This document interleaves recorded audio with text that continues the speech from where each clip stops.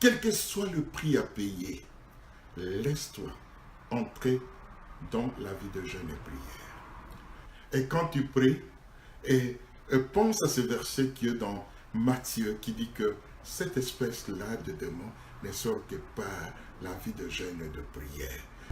Je prie, Seigneur, pour mes frères et sœurs qui m'ont demandé, Seigneur, que je puisse intercéder auprès de toi pour le cas de nos bien-aimés, de frères et de sœurs. Gloire à Dieu. Je vous bénis tous, vous qui êtes en ligne. Et nous sommes là pour chercher la volonté de Dieu à travers le prière qui change nos circonstances. Que ce soit pour notre famille, que ce soit pour notre couple, que ce soit pour notre nation. Dieu est bon. Merci Seigneur Jésus. Alléluia. Gloire à Dieu. Il est écrit dans le livre du prophète Osée, chapitre 6, je vais lire le verset 1er. Venez et retournons à l'Éternel, car il a déchiré, mais il nous guérira. Il a frappé, mais il bandera nos plaies. Voilà, c'est le prophète qui est en train d'exhorter son peuple, la nation israélite. Alléluia. Venons à l'Éternel.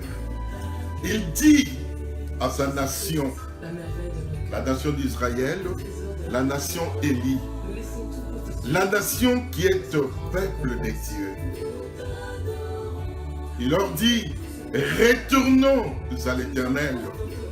C'est vrai, même si nous étions éloignés par nos péchés, par nos traditions, par nos coutumes, mais regardez la parole du Seigneur.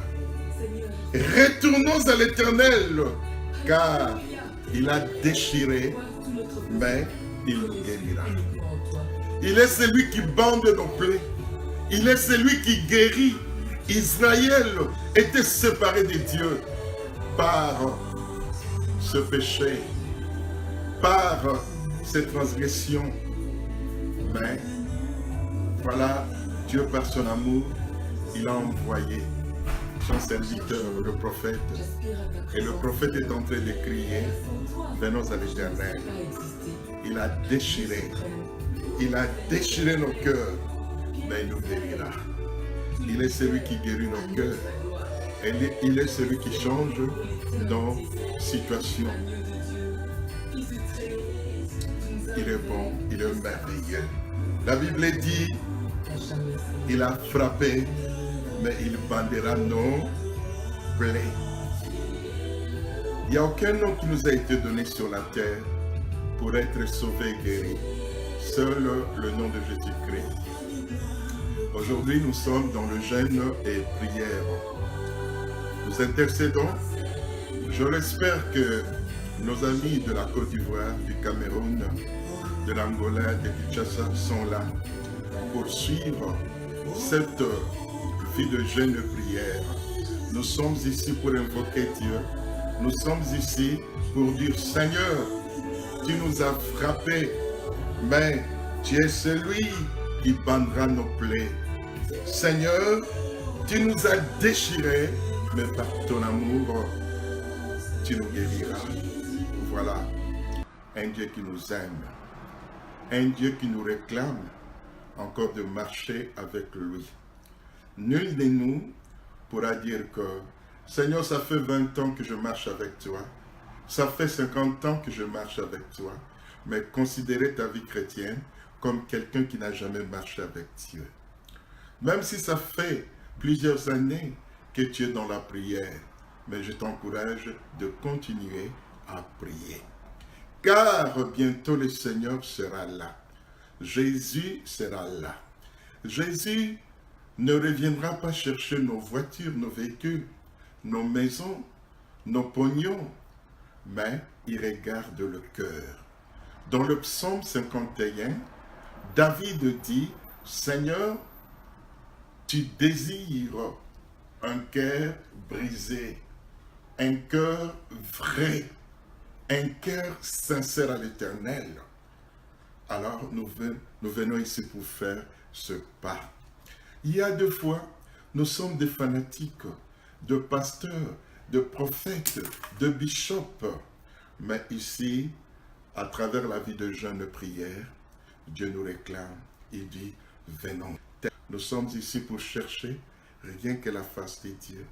À travers nos situations, à travers nos problématiques, il n'y a qu'un seul qui a gagné, c'est Jésus-Christ. La Bible dit, aucun nom qui nous a été donné pour être guéri ou sauvé.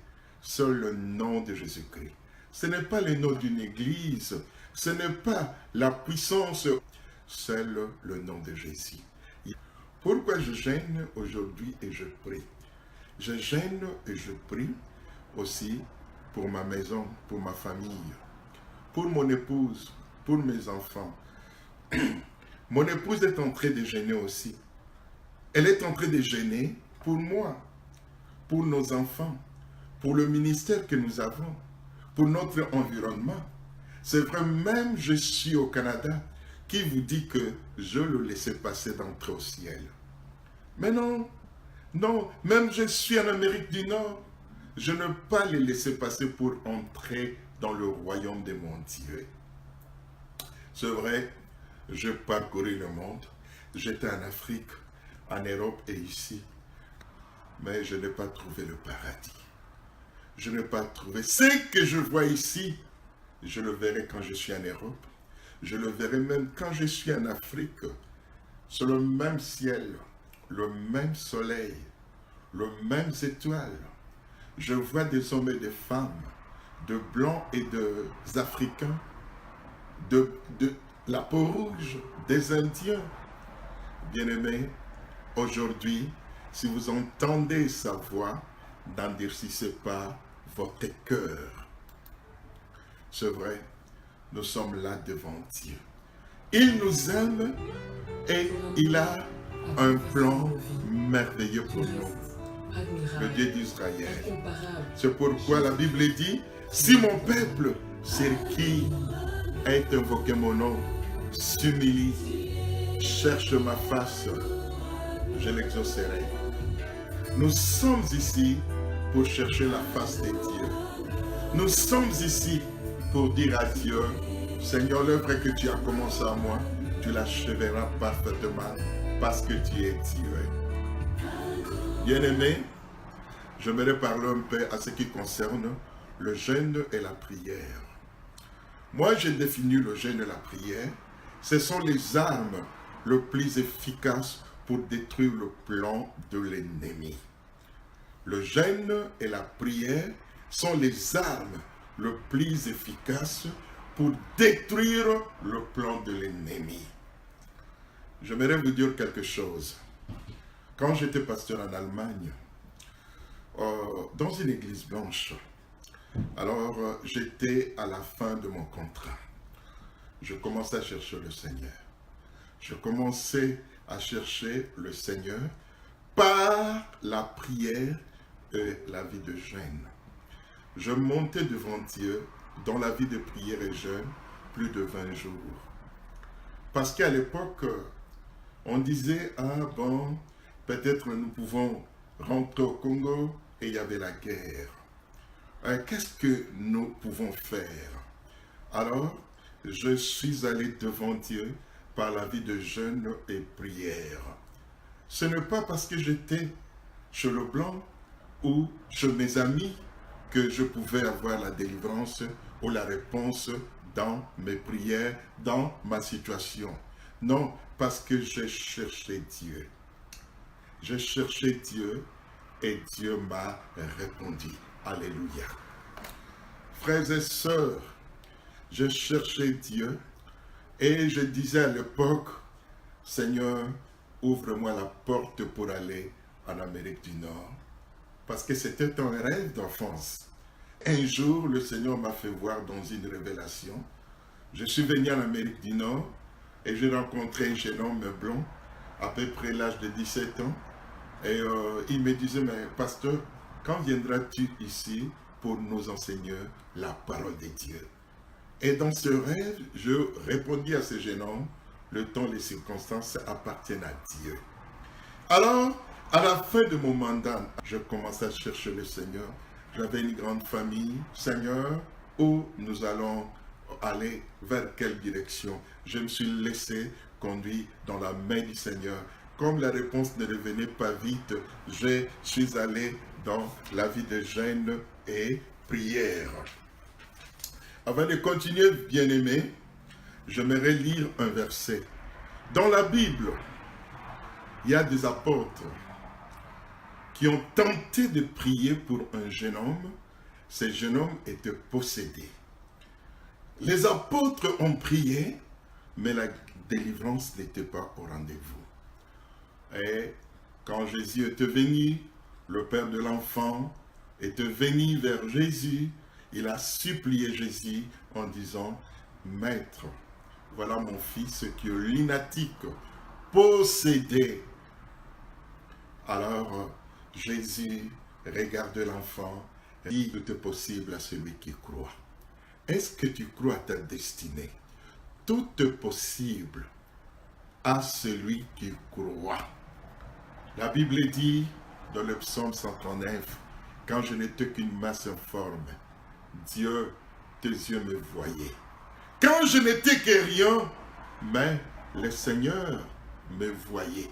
Le monde ne me voyait pas, mais Dieu savait que j'existe. Alléluia.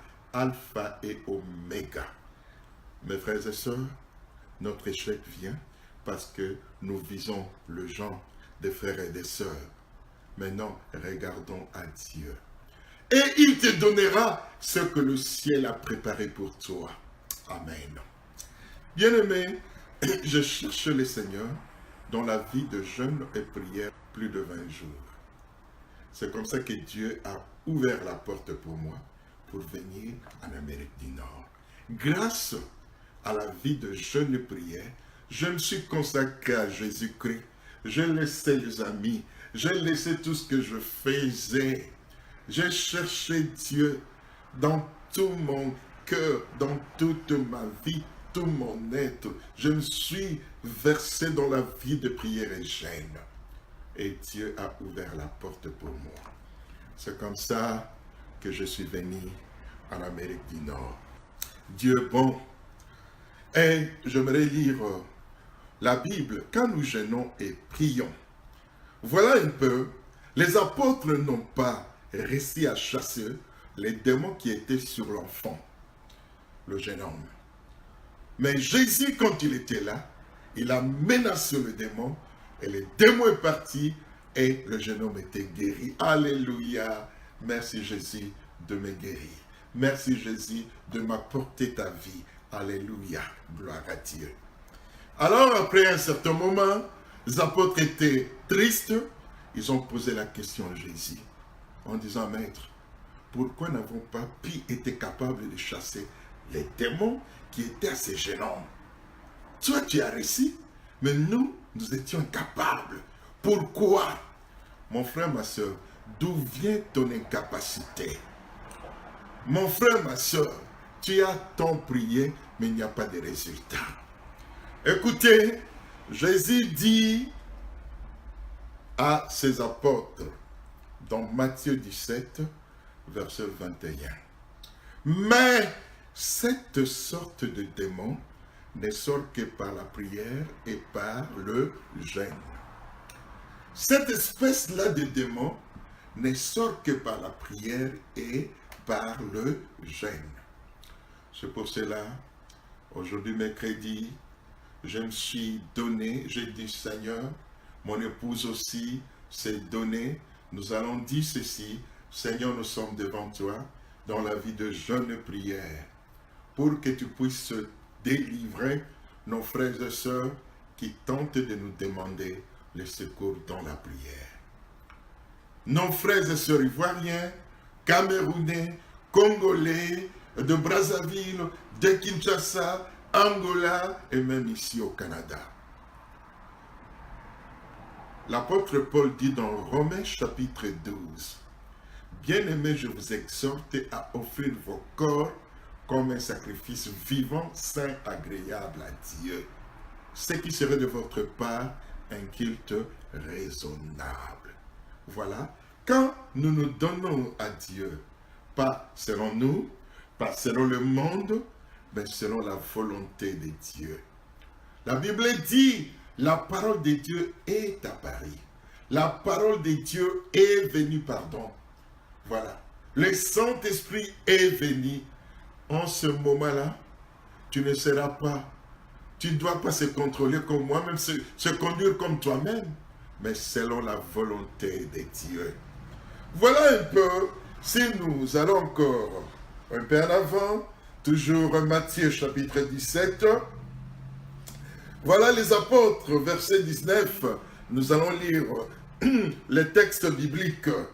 Alors, les disciples s'approchèrent de Jésus et lui dirent en particulier, Maître, pourquoi n'avons-nous pu chasser ce démon? Écoutez la réponse de Jésus. C'est à cause de votre incrédulité, leur dit Jésus. C'est à cause de ce que vous pensez, l'histoire que vous connaissez, la méthodologie que vous avez. C'est à cause de cela. C'est une grande barrière. Mais il dit à ses apôtres, je vous l'ai dit en vérité, si vous aviez de la foi comme un grain de sénévé, vous diriez à cette montagne, transporte-toi d'ici là.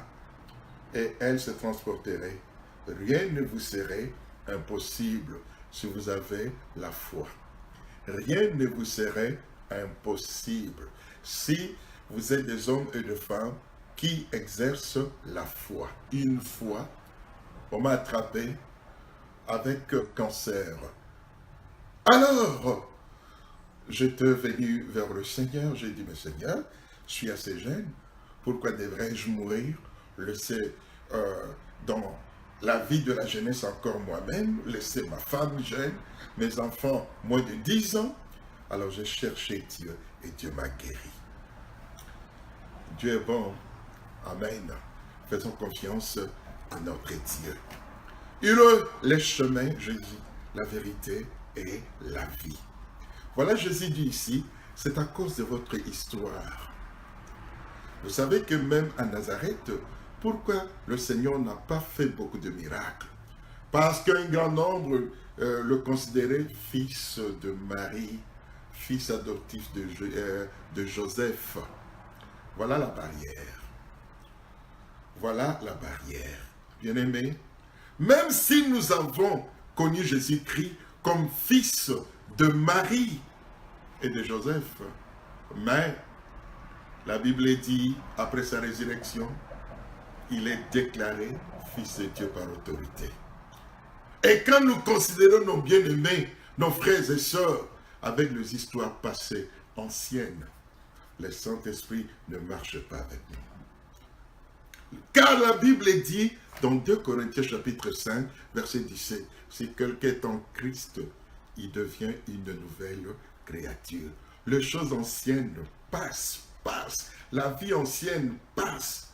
C'est un péché quand tu continues de rencontrer, de dire, ah frère là, le frère là était comme ça, la soeur là était comme ça il y a 20 ans. Non.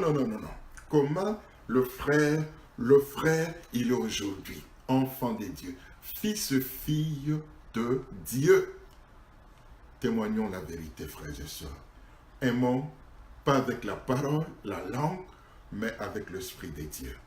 Aimons avec le cœur qui est la demeure de Dieu. Alléluia. Voilà, Jésus répond à ses disciples. Cette espèce-là de démon ne sort que par la vie de jeûne et de prière. Jeûner, prier avec la foi pour que le Seigneur puisse te briser. Je redéfinis encore, je vous donne la définition de jeûne et prière.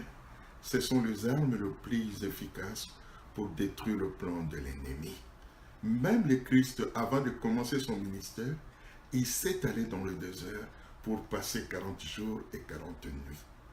Même le prophète Moïse, avant qu'il reçoive le 10 commandements, il a passé 40 jours et nuits devant Dieu dans la vie de jeûne et prière.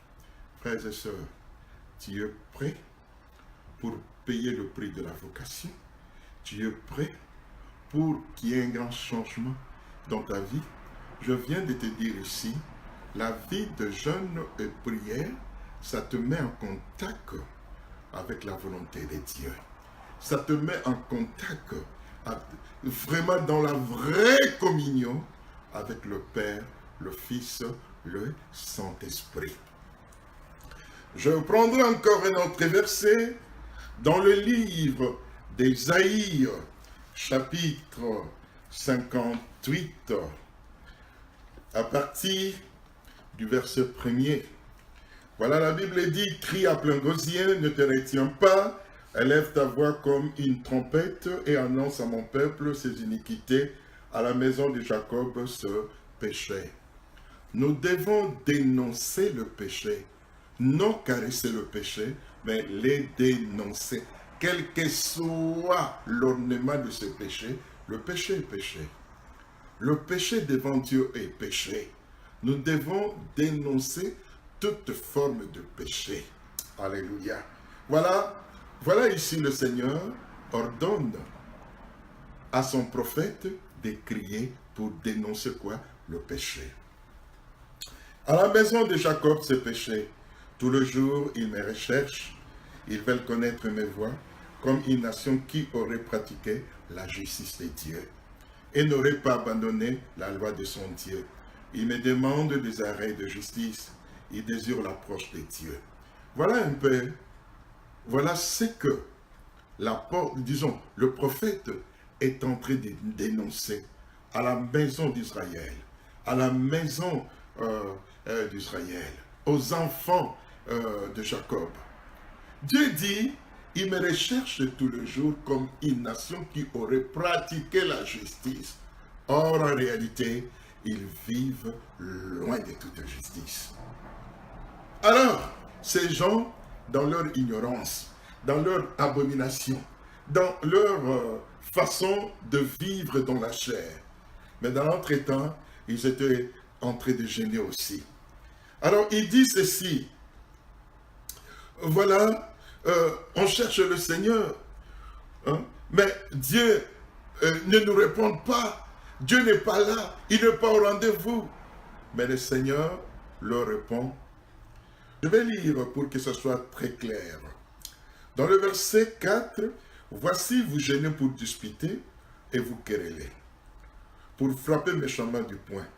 Vous ne gênez pas comme le fait ce jour, pour que votre voix soit entendue en haut. Et c'est là le gêne auquel je prends plaisir. Et c'est là le gêne auquel je prends plaisir. Au moment de votre gêne, vous vous livrez à vos penchants, vous vous battez, vous vous querellez, et après vous dites que Seigneur, comprends-moi, voilà, c'est l'autre qui a commencé. Mais le jour de votre gêne, c'est un jour où vous vous mettez à l'écart, hors d'eux, pour chercher la volonté de Dieu. Et vous devez aussi croire que Dieu existe, il est le rémunérateur. Il fera de grandes choses pour moi. Donc, c'est votre bataille, votre combat avec Dieu. C'est votre vie devant Dieu. Non devant un médecin. Si vous voulez avoir des rencontres, allez vers un médecin. Bien-aimé, mais devant Dieu. Bien-aimé en Christ, voici, le Seigneur dit ceci, le jour de votre gêne, détache le chêne de la méchanceté, dénue les liens de la servitude, renvoie libre les opprimés, et que l'on robe toute espèce de jonc. Détache le chêne de la méchanceté. As-tu des ennemis? Tu dis toujours ce frère-là, cette sœur-là. Tu as transformé ton cœur. Ton cœur est devenu une prison pour condamner de bien-aimés, de créatures que Dieu a fait dans le monde. Mais aujourd'hui, si vous entendez sa voix, n'endurcissez pas votre cœur. Aujourd'hui, change. Aujourd'hui, quitte cette étape-là de la prison. Libérez tout le prisonnier que tu as enfermé dans la prison de ton cœur. Même ton mari, ton épouse, tes enfants. Libérer ne veut pas dire encore faire l'alliance. Mais non, j'ai dit tout simplement pardonner et demander la sagesse à Dieu. Amen. Parce que tu es un enfant de Dieu. Tu es la fille de Dieu. Tu es le fils selon la volonté de Dieu. Libéré, libéré. Voilà, le Seigneur dit, cette espèce-là ne peut sortir que dans le livre de Matthieu, par la vie de prière et la vie de jeûne. Jeûner devant Dieu, prier devant Dieu et ne sonne pas de trompette. Que Dieu nous bénisse. Frères et sœurs, j'ai une grande liste de gens que je vais prier, mais priez avec moi. Pour moi, frères et sœurs, j'aimerais faire la volonté de Dieu. Continuer à faire la volonté de Dieu. Je sais qu'il n'y a aucun passage que je lis. Quand nous faisons la volonté de Dieu, directement il y a des millions qui tombent sur notre tête. Comme Israël, quand il était dans le désert, le manne tombait. Non. Faire la volonté de Dieu, comme Jésus a dit, si quelqu'un fait de moi, qu'il se renonce à toutes choses et qu'il prend la charge de sa cause. Bien-aimé, ouais. Bien-aimé, je persiste encore. Je suis un serviteur de Dieu, le moindre des serviteurs.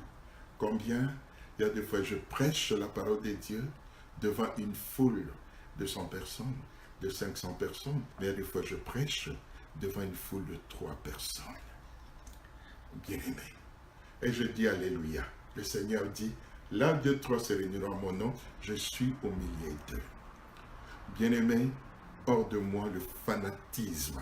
Je suis un enfant de Dieu et j'aimerais demeurer, rester un enfant de Dieu jusqu'à la fin de ma vie.